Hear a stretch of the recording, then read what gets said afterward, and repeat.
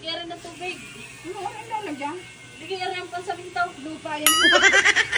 Hindi dali na. Lagyan mo na. May madali na tayo. Huwag mong daliin. Aring aking palat, ari original. Wala rin katali-tali. Ayan ah. Original nga, aray galing pa rin Canada. Nasaan kayo mga kasama natin iba? Hindi ko na. Tatakpain pa. Wait. Uy, sahudan ngayon ah. Hindi mo na pa yung ako. Kayong tatlo baka wala pa na Diyos ko, sa loob na maghapon, patapos ng hapon, wala pa kayo na itatayong hollow blocks diyan. Pag ako'y naiyamot sa inyong tatlo, kayo ilalagay kong puste diyan, nang tumibay-tibay yan, magbuwis kayo ng buhay. Hello! Diyos ko po, bago mga magpapasahod, ikaw yung nakakakita pa. Sili pa din eh. Aling iyong ama, ipagtulong mo diyan. Bumilis-bilis naman. Walang Diyo, ang ganda na ng bahay ko yung mga himatlugi naman ang aking mga manggagawang tatlong aray. Diyos ko po. Ibig kami babali mamaya at wala na akong pambiling bigas. Ano? Ako kayo babalik. Ang lalakas ng loob niyong bumali ng pambigas, nihalo nga, wala kayo nahahalo diyan. Dari kulang lang ng tubig. Babali na ako ng aming pawis. Nasaan ang pawis mo? Taga-kas natin din naman oh. Ako pawis na. Mapawis nga ang batang ito. Tingnan mo, ako lang napapagod din ha. Anong dinudukal ng batang ito? Dukal ng malaon, idinudukal pa. Magaling. Kahit may reglay ako'y nagtatrabaho, sila na kami. Kahit masama ang aking pakiramdam, ako nagtatrabaho, makabali lang mamaya pambili ng bigas. Ay siya ngayon, hindi pambili ng bigas ang bibigay ko sa iyo, langis. Total, may halak ka lang din naman. Ay huwag ka magtatrabaho ng may halak nini.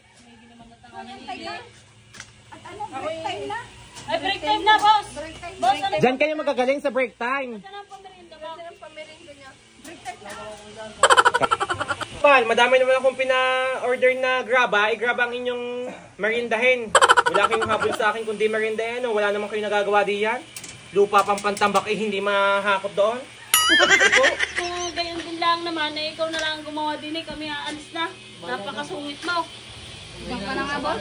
Ayaw mo naman kami Hindi porket rebanded ang mga buhok ninyo. AKA magwawaldas ng mga materialis diyan. Diyan ka na, ikaw nang gumawa dyan.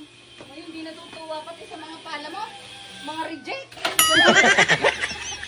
Yung palang reject.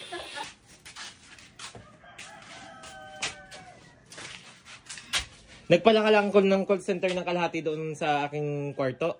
Napilay ka na. Ang dalakang oras sa pagpapalang ayun. Magaling. Talaga nagpapaawa sa akin para lang bigyan ng malaking sahod. Ay, ako'y sasahod na sa iyo. Ayun, graba, ihakutin mo diyan, isaing Hindi mo. na puro tayo. Meron pala tayong merienda. Yan ang pamerinda ko sa inyo. Ang bait ah. French friesy. Dilutuin na, boss. Wala kang panulak. Wala kang ipantulak. Oh, tutulak kita sa bangin. Kahit man lang ang tubig na malamig. Wala. Meron doon, bumili siya ng juice. Yung juice. Aluwagi kayo? Mason kayo? Mason at labor? Kakapal ng mukha. Sila pa nangunguna sa mga pamerindang binili ko. Maliliit lang ang pahingi. Sabi nga nang nabash pa nga ako ng aking mag-aalwagi pang grade 1 si daw ang tinapay na binili ko. Ang pinili ko ka naman ni Hansel. Ikagani ko yan, Edward. Pang grade 1 di ang tinapay talaga eh. Hindi. Pinaglalabas ko lahat ng tinapay. Pinamigay ko ikaw pag naman inabash pa ako. Walang Diyo. Talagang tinitipid ang mga trabahador at ang minilabas na tinapay pang grade 1 si sa tabi pa ng banyo. Nakaupo. Sabi ko, ano gagawin? Yan lang ang mura sa dali. Ay, nasa tabi ng banyo. Ropor pa. Ropor pa. Ano gagawin? Yan, tigmumura Ganyan. Bago, binili ko pa ng French fries ang tatlong mga saling kit-kit sa paggagawa.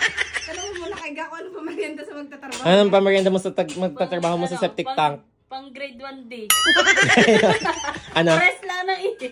Kaanang dahil. Ayaw, pares kami bumili ng Tita Archie. Ikaw, gaan na? Anong pamerienda mo sa trabahador mo? Wala pa nga. Bakit? Lupa pa lang nabibili mo? Daw.